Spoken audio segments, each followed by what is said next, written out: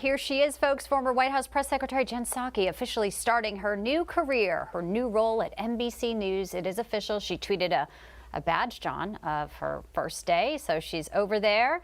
And NBC is saying she'll have her own show that will launch in early 2023 on the streaming platform Peacock. But she's already getting a little bit of airtime there. Yeah, you know, she seemed a little nervous in her debut yesterday, which is weird considering she used to brief the whole entire press corps. But anyway, our job's harder. No, I'm kidding. No. I'm kidding. The current press secretary, Karine, Jean-Pierre, I mean, if you do it like her, it's not very hard. Exactly. You just make whatever you say whatever you want. But she took over for Psaki back in May. And when we had Jason Miller on around the same time, the CEO of Getter, to talk about the transition from Psaki to KJP, he made this prediction, and it turns out he was pretty accurate. Karine Jean-Pierre is completely nuts. A few moments later. Overall, prices have been essentially flat in our country these last 2 months. Can you say that part again? No one is immune from climate change. Don, you're asking me this question. Oh my gosh. I can't comment. We're going to continue to make sure we keep costs down for the American people. We're certainly doing a lot more to secure the border. Yeah, they're securing the border. Jason Miller joins us now, and we just had to start with that, Jason. It's been a while since we talked to you, but you were pretty dead on with that prediction. She is completely nuts. Sorry, I can't. Yeah, there's no other word for it. You were right.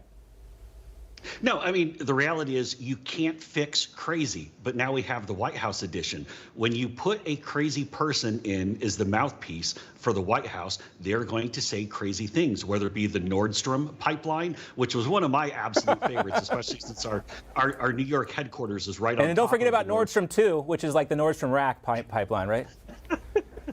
Exactly, and they have a great anniversary sale every summer, by the way.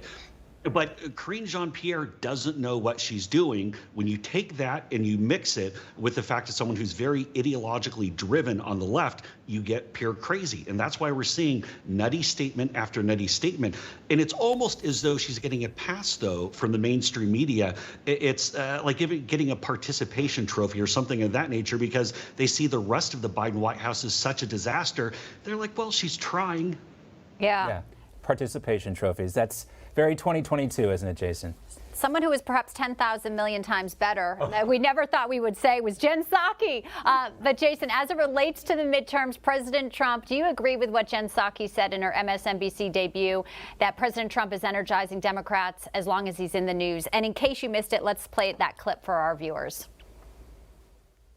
The more he engages in the race, the more he puts himself out there, the more it's a reminder of what's at stake to people. And having Trump on the ballot is a hugely energizing factor in a lot of these races. I'll also say, since you asked me broadly about the midterms, that while I think a lot of Democrats are feeling better, as they should, there's a long way to go here. And you know, if the election were tomorrow, I think the House would be a big uphill battle. That would be a bit of a leap. The Senate, more of a toss-up. All right. Do you agree? And do you agree with John that she looked a little nervous there? Well, speaking of participation trophies, I think we have to give one to Jen there for making it through the entire interview without using the phrase circle back. I mean, she didn't do it a single time. We would be on 3, 4, sometimes 5 circle backs per appearance from the podium in each of her briefings. Here's the reality with what Jen's saying with regard to President Trump. The media and the Democrats are so triggered and so obsessed with President Trump. We see it with the January 6 hearings. We see it with the politicization of law enforcement. They're doing their best to put President Trump on the ballot in the run-up to the midterms because their candidates are terrible. Take a look at John Fetterman, the Senate candidate from Pennsylvania, for example. The only difference between him and Frankenstein is he doesn't have any villagers chasing after him with torches. He's a terrible candidate. Mark Kelly, not a good candidate. Cortez Masto in Nevada, not a good candidate. So they're trying to put the attack, Trump with a focus on President Trump. Ultimately, though, inflation going from 8.5 to 8.3 is going to make a lot more difference than folks trying to attack President Trump. In fact, when it comes to Fetterman, Jason, it's the other way around. He chases the villagers around in Braddock, Pennsylvania. At least that poor black gentleman that was had to be walking in the wrong place at the wrong time. All right, let's talk about Twitter, too. This was a big revelation this week, Jason. We heard in Congress that at least one Chinese spy is still working at Twitter. Seems like a pretty big deal with about 50 days left before the election. How does this happen? How can you have literally one of the largest social media platforms in the entire world have an active CCP spy and they just let it go because they're worried about jeopardizing their mainland China business and kowtowing to the CCP? When you launch a social media platform, or if you're running it, you have a pact with the people who are on your platform to protect their data, to look after their interests, to make sure that it's a positive user experience. That's what we've tried to do with Getter. But the notion of having an active CCP spy in there who could meddle around with data is scary. And keep in mind, while much of the focus this week was on Twitter, TikTok is still even worse. They're outright controlled by the CCP, which is a whole nother level worse than what Twitter's doing. But I'm glad this whistleblower stepped forward. I think it's important. And I think that Congress, I think the very first thing they should be doing is, what is this CCP spy's name? And get them the hell out. Yeah. And we know that the White House is working with big tech. They won't tell us exactly how. They're doing that ahead of the election. A lot of concern. Jason Miller, great to see you, the CEO of Getter. We'll talk soon. Thank you both. Thank you, Jason. All right.